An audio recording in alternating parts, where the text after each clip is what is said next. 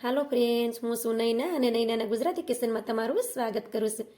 આજે આપણે બનાવશું ટમેટામાંથી સોસની રેસીપી. તો તેમાં આપણે કોઈ પણ જાતના કલર ઉમેર્યા વગર સોસ બનાવીશું. અને આ સોસ તમે બહાર કરતાં પણ સરસ ઘરે બનાવી શકો છો અને આ ખાવામાં બહુ ટેસ્ટી લાગે છે. આ રીતે સોસ બનાવી તમે તેને કોઈ પણ કાચની બોટલમાં ભરી 1 વર્ષ સુધી સ્ટોર કરી શકો છો. અને આ સોસ નાનાથી લઈ મોટા સુધી બધાને ભાવશે અને તેને બનાવવો એકદમ સરળ છે.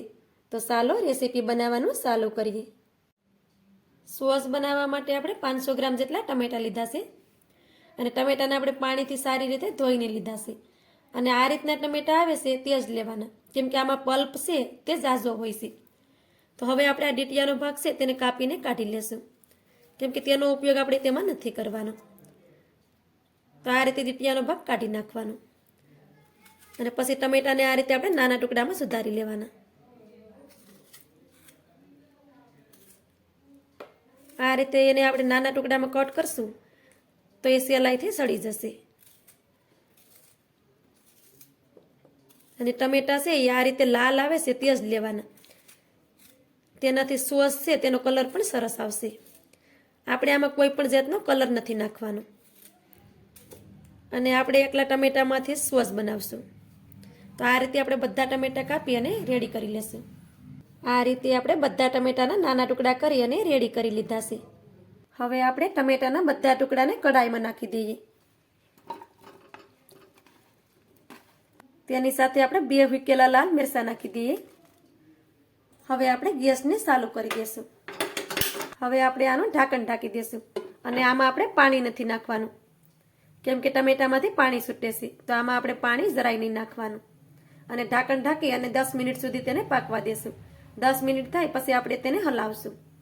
ટમેટાને આપણે 10 મિનિટ સુધી પાકવા દીધા છે. ત્યાર પછી આપણે ટમેટાને જોઈ લેવાના. તમે જોઈ શકો છો કે તેમાંથી પાણી પણ છૂટું પડી ગયું છે. તો આ રીતે આપણે ટમેટાને હલાવી દેવાના, જેથી કરી બધા ટમેટા સારી રીતે સડી જાય. ઘણા લોકો સોસમાં ડુંગળી અને આદુ નાખતા હોય છે, પણ મેં નથી નાખ્યું. જો તમે ખાતા હોય તો ચોક્કસથી નાખી દેવાનું. તો આ રીતે મેં ટમેટાને હલાવી દીધા છે. તમે જોઈ શકો છો કે ટમેટા હજી આપણે થોડાક કાચા છે. હવે તેની ઉપર આપણે પાછું ઢાંકણ ઢાંકી દેશું અને એને આપણે 5 મિનિટ સુધી પાકવા દેશું. ટમેટાને આપણે 5 મિનિટ સુધી ફરીવાર પાકવા દીધા છે અને પછી આપણે તેને જોઈ લેવાનું. તો તમે જોઈ શકો છો કે ટમેટા આપણા સરસ રીતે સડી ગયા છે. 15 મિનિટ થઈ છે પણ આપણા ટમેટા સરસ રીતે સડી ગયા છે. તમારે જો ટમેટાને કુકરમાં બાફવા હોય તો પણ તમે બાફી શકો, પણ આ રીતે કરશો તો સોસ છે એ સરસ બનશે. મેં એમાં સૂકેલા 2 મરચાં નાખ્યા છે. તમારે એમાં ચટણી નાખવી હોય મરચાંની તો પણ નાખી શકો અને તમે ન નાખો તો પણ ચાલે. જો તમને તીખો થોડોક સોસ પસંદ હોય તો નાખવાના મરચાં, નકર તમારે નહીં નાખવાના. હવે આપણે ગેસને બંધ કરી દઈશું અને કઢાઈને નીચે ઉતારી દેવાની. અને ટમેટા છે એ પૂરા ઠંડા થઈ જાય પછી તેને આપણે પીસવાના છે. ગરમ ગરમ આપણે તેને પીસવાના નથી. તો પહેલાં તો આપણે તેને ઠંડા કરી લેશું. ટમેટા આપણે સરસ રીતે ઠંડા થઈ ગયા છે. હવે તેને આપણે મિક્સરમાં નાખી દઈશું. તો આ રીતે ટમેટાને આપણે મિક્સરના જારમાં નાખી દઈશું. આમાં આપણે કોઈ પણ જાતનો કલર નથી નાખવાનો અને આપણે બહારથી સોસ લાવીએ છીએ એ કલરવાળો હોય છે. તો આ રીતે તમે પણ ઘરે બનાવજો, કેમ કે આ બાળકોને બહુ ભાવે છે. શિયાળામાં ટમેટા છે એ સસ્તા મળતા હોય છે. તો આ રીતે સોસ બનાવી અને કાચની બોટલ હોય તેમાં ભરી દેવાનું, તો 1 વર્ષ દી ચાલે છે. હવે તેની ઉપર આપણે ઢાંકણ ઢાંકી દઈશું અને તેને આપણે પીસી લેશું. ટમેટાને આપણે સારી રીતે પીસી લીધા છે. તમે જોઈ શકો છો કે ટમેટા સરસ પીસાઈ ગયા છે. હવે મેં ગેસ કઢાઈ પાસે લઈ લીધી છે.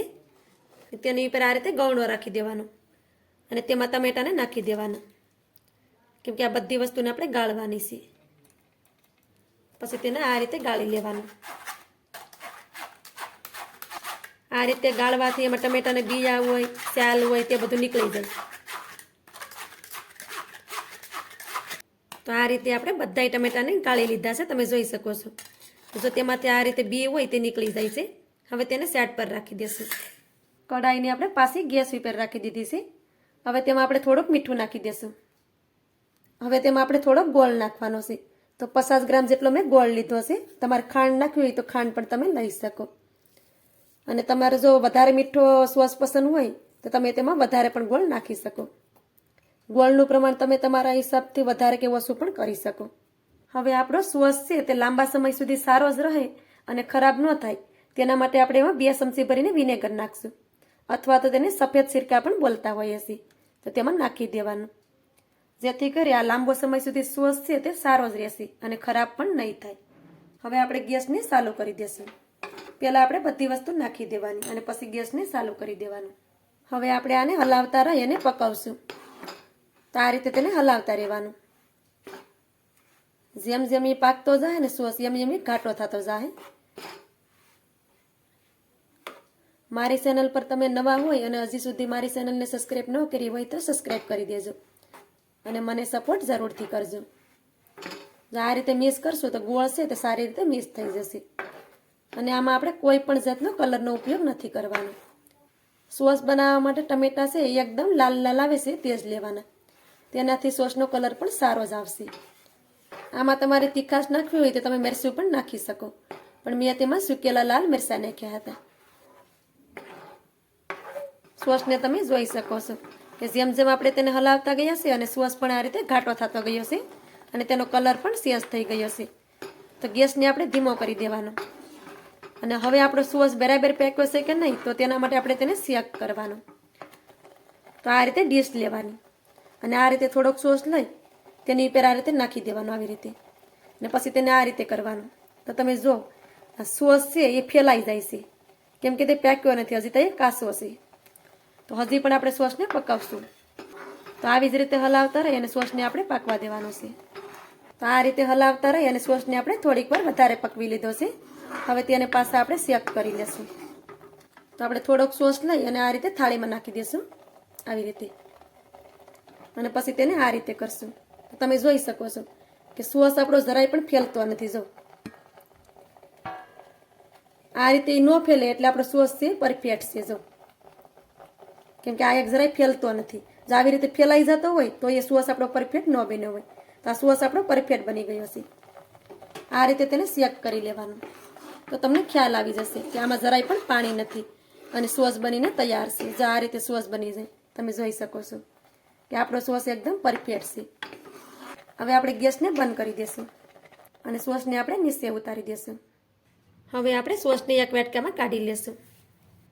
તો તમે જોઈ શકો છો કે એકદમ પરફેક્ટ અને બાર જેવો આપણો સોસ બનીને રેડી થઈ ગયો છે. આ રીતે સોસ બનાવી તમે કોઈ પણ કાચની બોટલ હોય તેમાં ભરી દેવાનું. તો આ 1 વર્ષ સુધી ખરાબ નથી થતો અને સારો જ રહે છે. આ રીતે તમે સોસ બનાવશો તો આમાં તમારે કોઈ પણ જાતનો કલર નહીં નાખવો પડે અને સોસ છે તે એકદમ પરફેક્ટ જ બનશે. હવે આને તમારે કોઈ પણ કાચની બોટલ હોય તેમાં ભરી અને તમે 1 વર્ષ દી લગીને સ્ટોર કરી શકો અને તે ખરાબ નથી થતો અને ખાવામાં તો ખૂબ ટેસ્ટી લાગે છે. તો આ રીતે સોસ તમે પણ બનાવજો. તો મારી આજની રેસીપી તમને સારી લાગી હોય તો લાઈક કરી કોમેન્ટ કરી દેજો. ચેનલ પર નવા હોય તો ચેનલને સબસ્ક્રાઈબ કરવાનું ભૂલતા નહીં. તો મળીએ એક આવી જ નવી રેસીપીની સાથે. ત્યાં સુધી બધાને જય માતાજી.